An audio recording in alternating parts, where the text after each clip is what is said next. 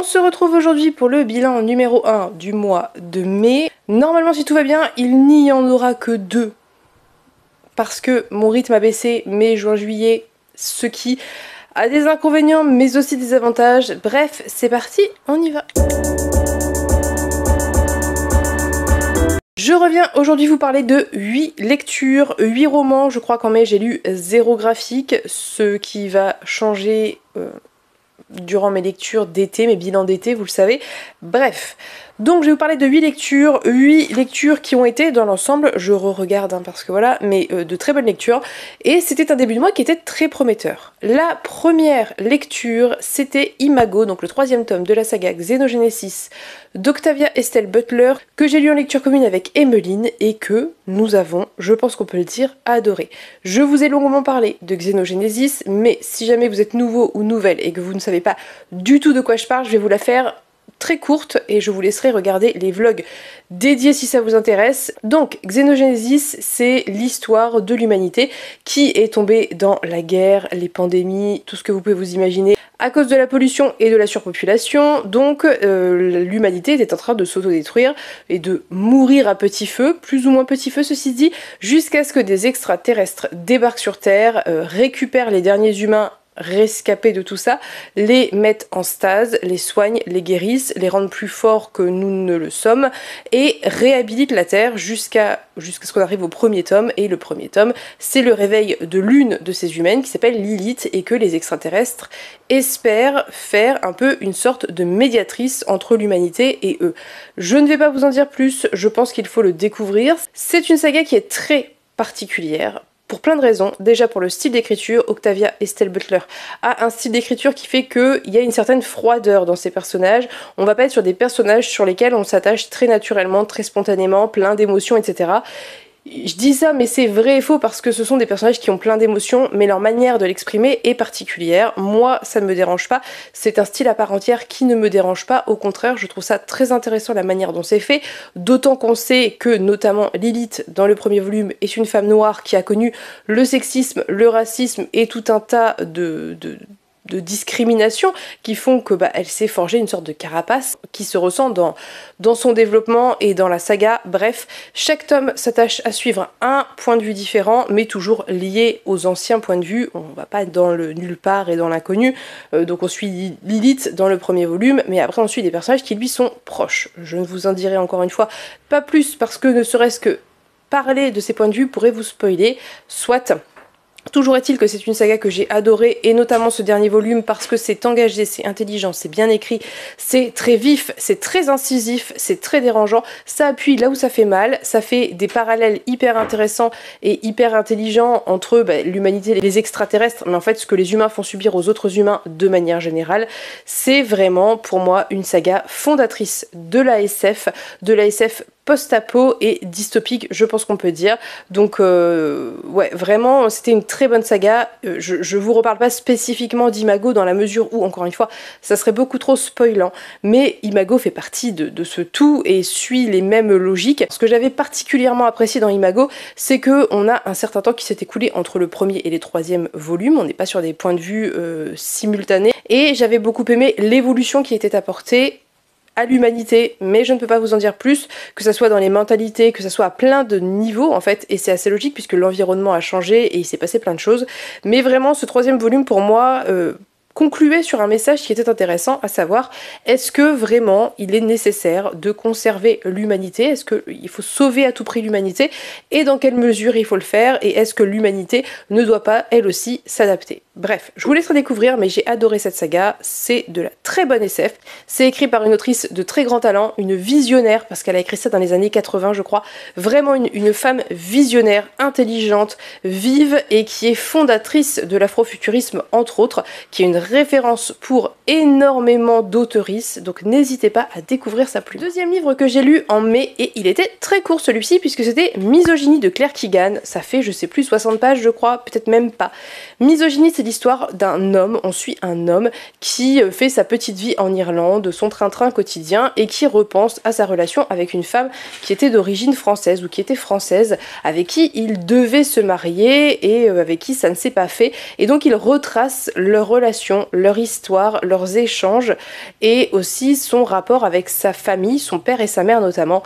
Et ce qui est très très bon dans ce livre, bien qu'il soit très court et que ça aurait pu être l'objet d'un livre gigantesque, c'est que on voit le point de vue de cet homme sur son ex qui est extrêmement misogyne et qui n'en a même pas conscience. Ça parle vraiment de cette misogynie intégrée, des attentes que les hommes ont vis-à-vis des femmes, des jugements que les hommes portent sur les femmes et qui ne sont pas estimés par eux comme misogynes, sexistes ou anormaux, juste c'est du sexisme intégré et c'était très bien fait.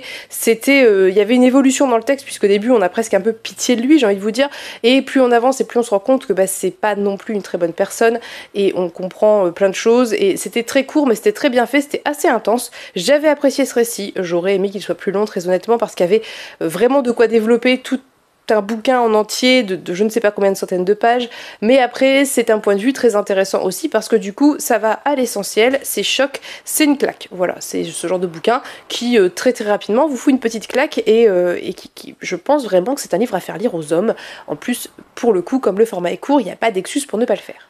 En mai, j'ai lu Du côté sauvage de Tiffany McDaniel, le dernier volume paru de l'autrice, même si ça va bientôt changer puisque en septembre ou en octobre, elle publie en VO une fantaisie jeunesse et j'ai tellement hâte, je vais la précommander, je vais la lire en anglais, c'est une certitude, bref, mais Du côté sauvage, c'est son dernier roman adulte traduit de littérature thriller contemporaine on va dire.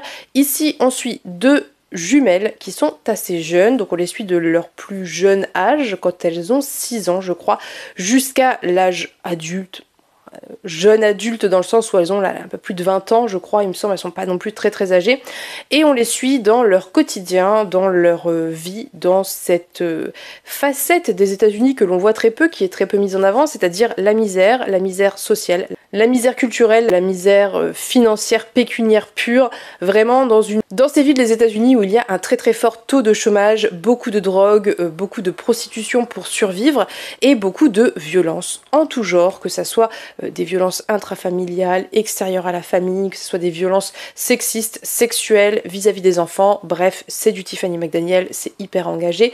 Elle s'est basée sur un fait réel, un fait divers réel, des femmes qui ont été retrouvées mortes à Chillicothe dans le fleuve, qui doit s'appeler aussi Chillicothe, je crois, bref, et elle a tissé, à partir de ce fait réel, de ces femmes qui n'étaient personne et qui ont, je pense, assez peu intéressé les gens, parce que c'était dans l'ensemble des femmes pauvres, des femmes qui étaient travailleuses du sexe, qui n'étaient pas reconnues par la société, et dont on a tendance à penser, quand je dis on, en général c'est la société, que si elles sont mortes, c'est un peu de leur faute, voilà.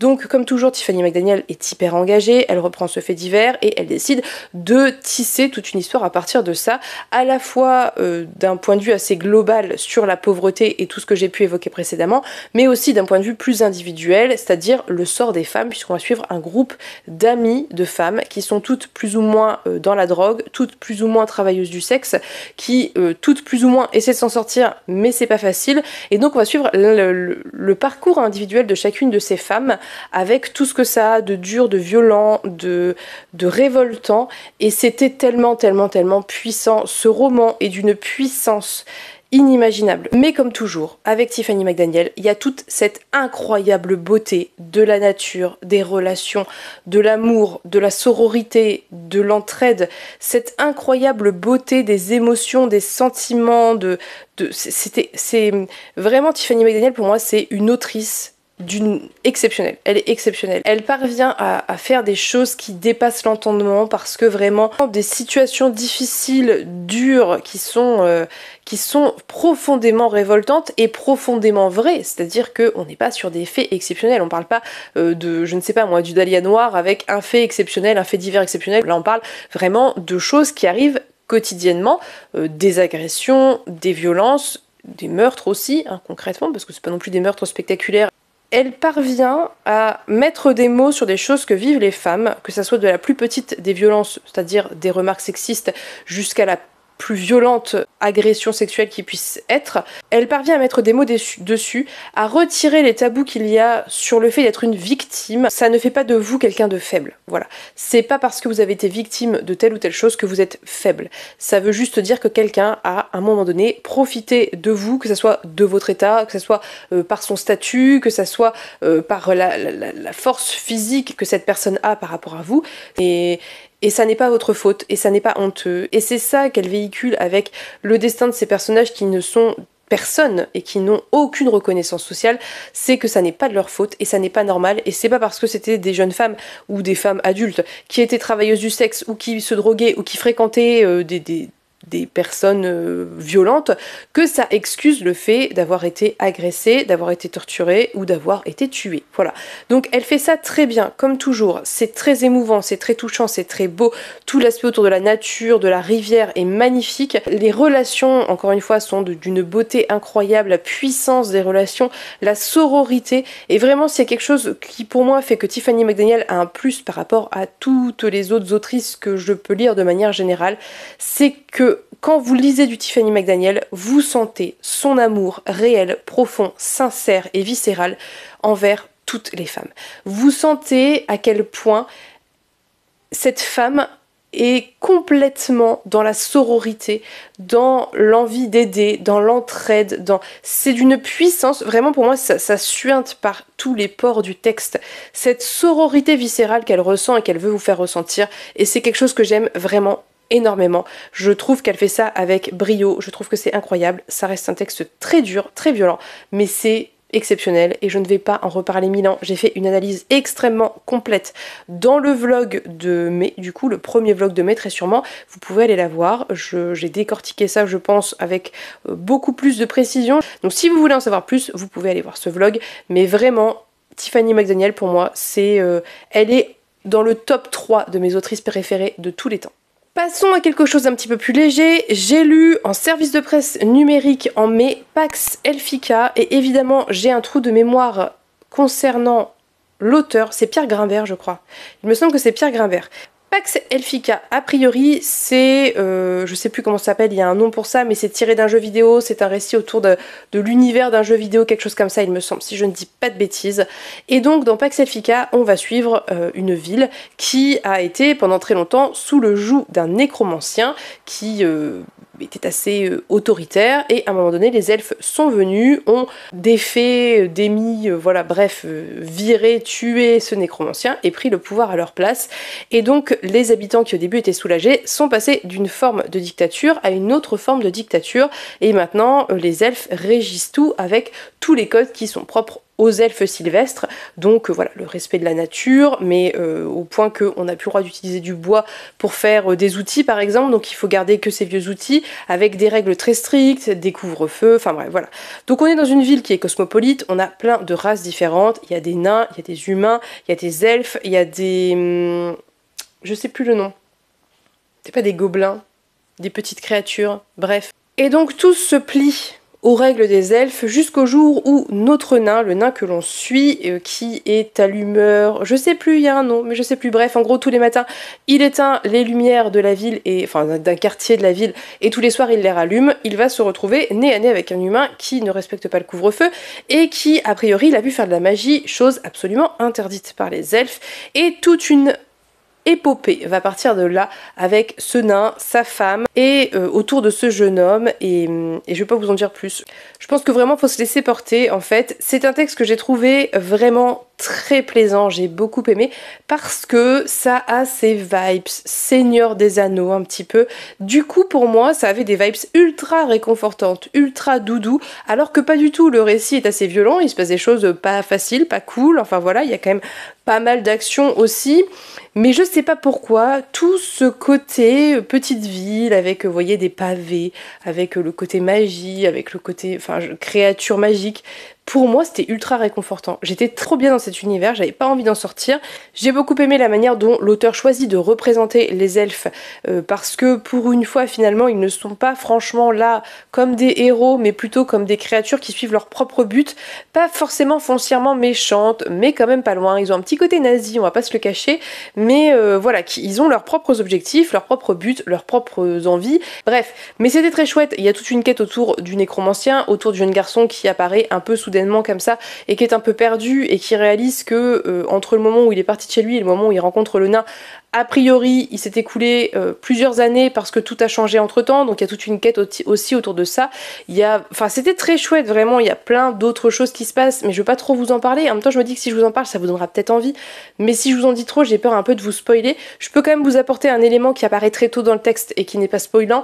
Il y a tout un côté autour de zombie on va dire, voilà, qui était très chouette, que j'ai beaucoup aimé. Vraiment, c'était une espèce de petite épopée, mais avec ce côté très réconfortant que j'ai apprécié, dans lequel j'étais bien, et j'avais pas envie de quitter l'univers, et vraiment, c'était une très bonne lecture. C'est pas un coup de cœur, mais c'est une très bonne lecture. Je n'ai pas ce livre en physique, j'aimerais beaucoup me le procurer, parce qu'en plus, il est vraiment très très beau. Nemo, ça avait fait une superbe édition collector et tout, mais je le relirai bien à l'occasion, très honnêtement, et je pense même que je pourrais le passer à mon frère, je suis sûre qu'il apprécierait.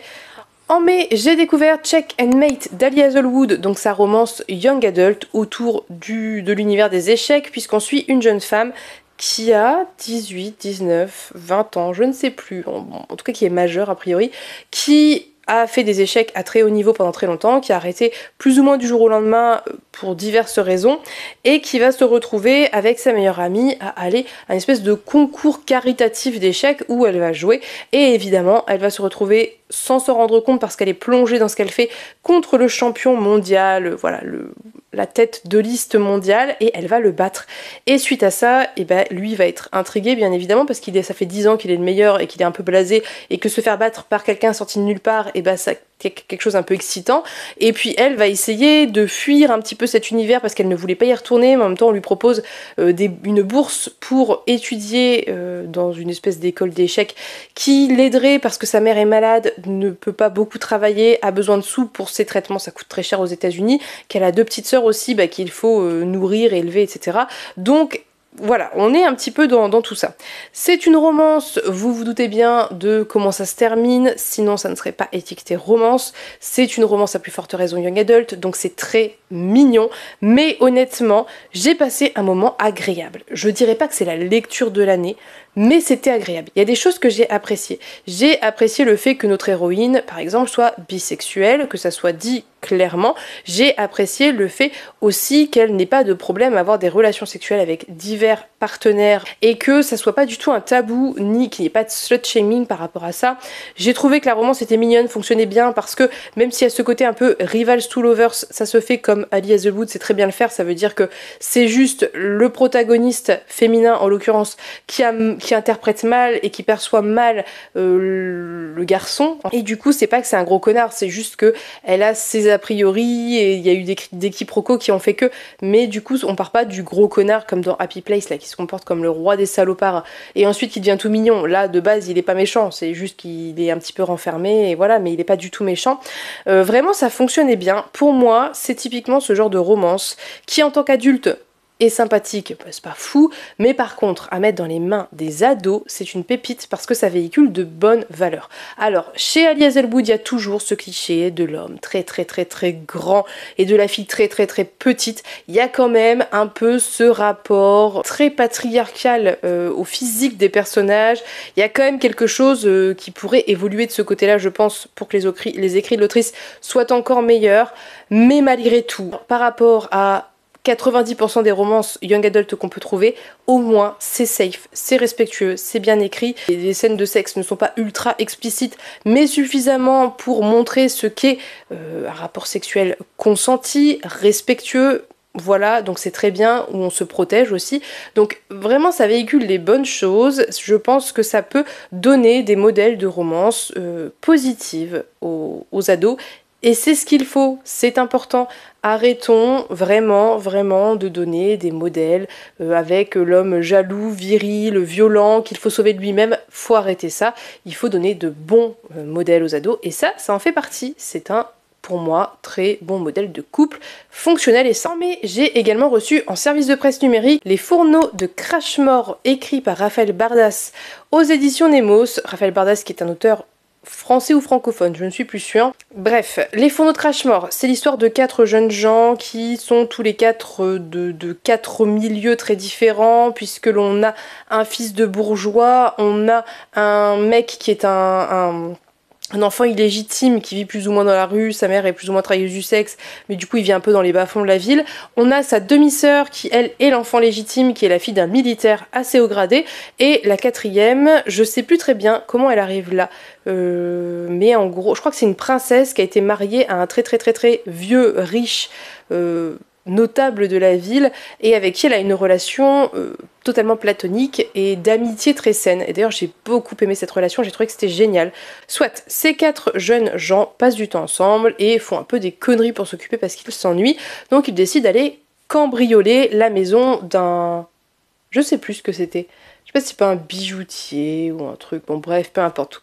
Quelqu'un qui a des sous, qui vient de décéder, et ils vont emporter avec eux, parce qu'ils vont plus ou moins se faire choper, des espèces d'objets, d'artefacts magiques qui vont petit à petit développer leur pouvoir et commencer un petit peu à interagir plus ou moins avec eux de diverses façons. Et suite à ça, ils vont partir dans une espèce de course effrénée pour s'échapper à leurs poursuivants, pour s'échapper à des choses qu'ils ont fait, et aussi pour plus ou moins sauver le monde, parce qu'ils se retrouvent dans une situation où il y a un ou une, je ne sais plus, très grand méchante qui essaie de revenir. Bref, je vais pas vous en dire plus.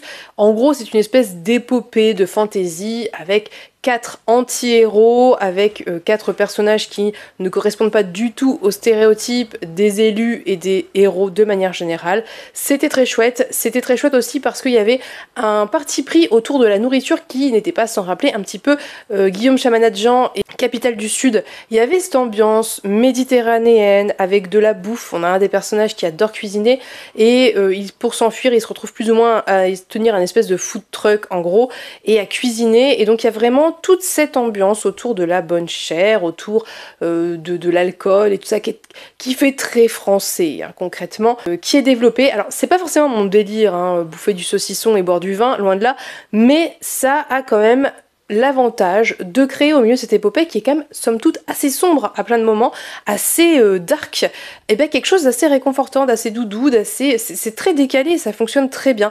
C'est vraiment pour moi le point très fort de ce bouquin, c'est qu'en soi l'aventure n'est pas ultra originale, mais le choix de l'ambiance, le choix des personnages, le choix des interactions entre ces personnages font que c'est original, et que ça passe bien, et que c'est intéressant, et qu'il y a un réel travail d'écriture et d'ambiance qui rendent cette fantaisie, somme toute, peut-être un peu classique en termes d'histoire de base, et beaucoup moins classique, beaucoup plus originale, assez différente, et je trouve que ça vaut le coup de le découvrir. Moi, je dirais pas que ça a été la meilleure lecture de l'année, encore une fois, mais ça a fait le taf, j'étais dedans, j'étais bien dans l'ambiance, j'ai trouvé qu'il y avait à certains moments quelques longueurs malgré tout, mais dans l'ensemble ça passait très bien, et j'ai apprécié cette lecture, vraiment, je vous recommande. Si vous avez envie de quelque chose d'un peu sombre, un peu dark, avec ce côté un peu épopée, où il faut plus ou moins sauver le monde, en tout cas se sauver soi avant tout, et en même temps cette ambiance très nourriture, découvrir des aliments qu'on n'a jamais connus parce qu'on voyage, ça peut vraiment vous plaire. Avant-dernière lecture dont je vais vous parler ici, c'est Zona Zero de Gilberto Villarroel,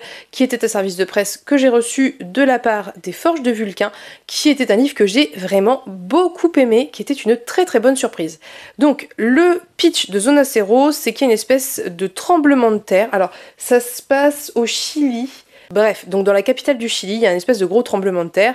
Et au moment où ce tremblement de terre arrive, notre personnage principal n'est pas du tout dans cette ville, mais sa compagne, qui est enceinte, y est. Elle vient lui annoncer qu'elle est enceinte et elle y est. Donc il décide de partir pour l'aider en lui disant surtout reste bien enfermée. Elle est dans un penthouse parce qu'elle est architecte et donc elle était en pleine soirée ou je ne sais quoi. Donc il lui dit reste bien enfermée, t'as toutes les ressources qu'il faut, reste cachée et je viens te chercher. Il arrive en ville, il se rend compte que la ville est mise en quarantaine par les militaires. C'est impossible de pénétrer dans cette ville, mais par divers moyens il va y arriver. Et il va découvrir que cette ville est en fait infestée de vampires zombies, quelque quelque chose un peu entre les deux, qui sont extrêmement dangereux, très très dangereux, et plus il va avancer, plus il va découvrir jusqu'à quel point ils sont dangereux et pourquoi et comment. En fait, ici, on est vraiment dans un livre qui est extrêmement politique et qui dit beaucoup de choses. C'est-à-dire qu'il y a vraiment ce pitch de base que moi j'adore, hein. Les trucs de zombies, c'est quelque chose qui fonctionne très bien avec moi. Les zombies vampires, j'avais jamais vu et je trouve que c'est très réussi, ça fonctionnait très très bien l'un dans l'autre. Il y avait cette ambiance un petit peu The Walking Dead, mais avec des zombies clairement beaucoup plus dangereux.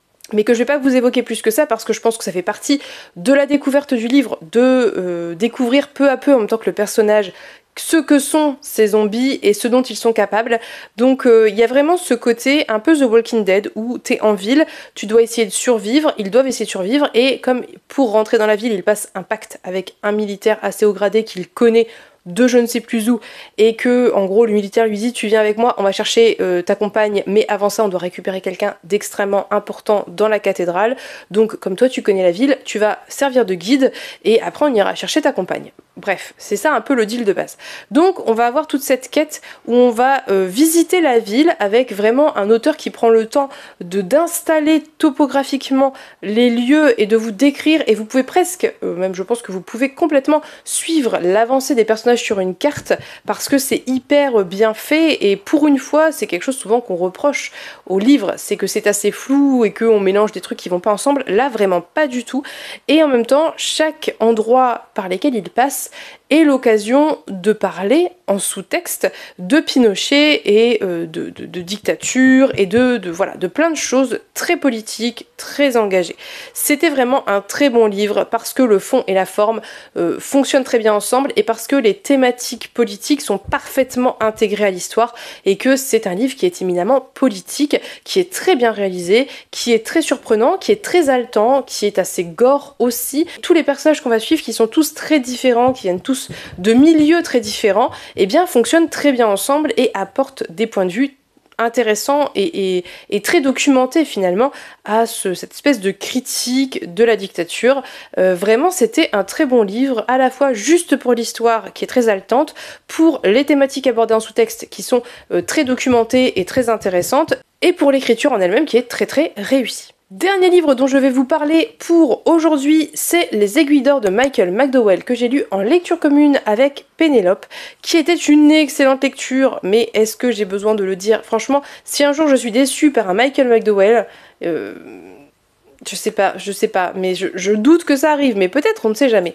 Les Aiguilles d'or, c'est un texte qui est extrêmement différent de Blackwater, et sachez que Michael McDowell a été un auteur extrêmement productif, qui a fait plein de choses très différentes, et c'était son ambition. Donc Les Aiguilles d'or, très rapidement, on va suivre deux familles qui sont à New York. J'ai un doute sur la ville tout de même.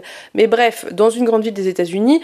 Donc on a la famille du juge Stallworth, qui est une famille très importante dans la ville, qui est une famille de notables, où on a le juge qui est le père, on a les enfants qui ont tous été plus ou moins casés, il y en a un qui est un pasteur assez important, la fille a été mariée à un avocat qui est un petit peu montant, qui a des prétentions pour devenir, je sais plus, procureur ou que sais-je. Et donc le juge Stallworth et sa famille essaient de se faire un petit peu les combattants du crime en ville. Donc évidemment, vous l'imaginez bien, en parallèle, on suit une famille de criminels, de gens qui sont dans les bas-fonds et qui pratiquent l'avortement illégal, qui pratiquent toutes sortes de vols, d'usurpations et compagnie pour survivre. Et c'est vraiment le combat entre le cliché en fait très états-unien du bien contre le mal, sauf que Michael McDowell étant un auteur qui était, je pense, assez engagé sur toutes ces thématiques, et bah très clairement il se fout du bien, et c'est génial parce que on se rend très vite compte finalement dans cet ouvrage que ceux qu'on considère être les bonnes personnes, le juge, le pasteur, l'avocat, les journalistes, les policiers, en fait, font exactement, si ce n'est pire, que les pauvres, sauf que eux ont la légitimité pour le faire parce qu'ils ont des statuts sociaux. Tout simplement. Ils volent, ils mentent, ils usurpent, ils fréquentent tout autant que les pauvres les travailleuses du sexe, ils boivent, ils jouent, ils font exactement la même chose, sauf que si vous êtes juge, si vous êtes pasteur, avocat, ou que sais-je, et ben c'est pas pareil, voilà. Et vraiment, il y a cette thématique qui est très importante et très réussie, où l'auteur met bien en avant qu'en fonction de qui tu es, en fonction de ton statut social, en fonction de ta position dans la société, tu as le droit ou pas, et tu peux te protéger ou pas des retombées. Et c'est vraiment très intelligent, très bien fait, et d'actualité au possible, vous vous en doutez, donc j'ai adoré cet aspect-là. J'ai beaucoup aimé le deuxième très très grand aspect et très important de l'ouvrage, à savoir la thématique de la vengeance, puisque la famille du juge a par le passé, avant cette histoire même, persécuté la deuxième famille, mais vraiment il y a un passif, mais le juge ne sait pas trop en fait, il se rend pas compte, la famille le sait parce qu'à chaque fois c'était lui qui était le juge de tous les procès qui ont pu être passés, mais lui il s'en fout un peu, en fait il a que du mépris pour les pauvres gens, donc voilà. Et donc il y a vraiment ce côté vengeance qui se met en place, et autant dans la vie de tous les jours je suis quelqu'un qui n'est pas pour la vengeance bien évidemment, mais autant dans ce genre d'ouvrage contre ce genre de personnes c'est quand même très satisfaisant. Donc il y a cet aspect là. Troisième aspect, c'est l'aspect social, la pauvreté notamment, et ce que j'ai beaucoup aimé c'est que vraiment j'ai trouvé que l'auteur réussissait très bien à créer un esprit de sororité entre les femmes, réussissait très bien à créer un esprit d'entraide entre les pauvres, et il y avait quelque chose de très réussi dans la représentation des pauvres et dans voilà cette espèce de mépris de classe. Ce que le juge dit, c'est que les pauvres ont choisi d'être pauvres et qu'ils sont bêtes et qu'il faut pas leur expliquer, il faut juste les punir comme des enfants et les traiter comme des enfants. Donc l'infantilisation des pauvres, vous connaissez ça vous aussi si vous vivez en France en 2024, bref. Et vraiment du coup il y avait tout cet aspect là qui était développé, et le point de vue évidemment des pauvres sur ça, et la manière qu'ils avaient de s'en sortir et pourquoi ils agissaient de telle ou telle façon, bref. Les femmes étaient très importantes et au cœur de cette histoire, j'ai beaucoup aimé ça, je les ai trouvées très intéressantes, très fortes, en même temps avec évidemment des faiblesses. C'est pour ça d'ailleurs que la survalorisation des riches était d'autant plus cocasse que en fait c'était les premiers à céder à leurs pulsions, à céder à leurs failles et à être hypocrites. Bref, excellente lecture, ça se lit tout seul, ça se lit très bien, c'est très jubilatoire de voir ce qui se passe dans ce livre, mais je vais pas vous en dire plus. C'est très engagé, je sais que plein de gens n'ont pas aimé ou ont été déçus, donc voilà, je continuerai avec grand plaisir ma découverte de McDowell. Je crois que cet automne, un ouvrage va sortir chez Monsieur Toussaint Louverture. Je ne suis qu'impatience, je vais le précommander parce que je soutiens bien évidemment le travail de cette maison d'édition. Donc voilà, j'ai hâte qu'on en reparle. C'est tout pour aujourd'hui. N'hésitez pas à me dire si vous avez lu certains des livres dont j'ai parlé, ce que vous en avez pensé de votre côté. Si jamais certains vous font envie, est-ce que je vous ai donné envie de les lire? Est-ce que peut-être vous aviez des a priori sur certains livres et le fait que j'en parle d'une certaine façon, eh bien vous les fait voir autrement? Ça arrive parfois et c'est quelque chose que j'aime beaucoup quand j'ai des a priori sur un livre et que quelqu'un m'en parle et que je me rends compte que c'est pas du tout ce à quoi je m'attendais. C'est quelque chose que je trouve toujours très chouette. Donc n'hésitez pas à me dire ça en commentaire. En attendant, je vous souhaite à tous et toutes une très très belle journée. Je vous fais de très gros bisous et on se dit à bientôt pour une prochaine vidéo. Bye bye!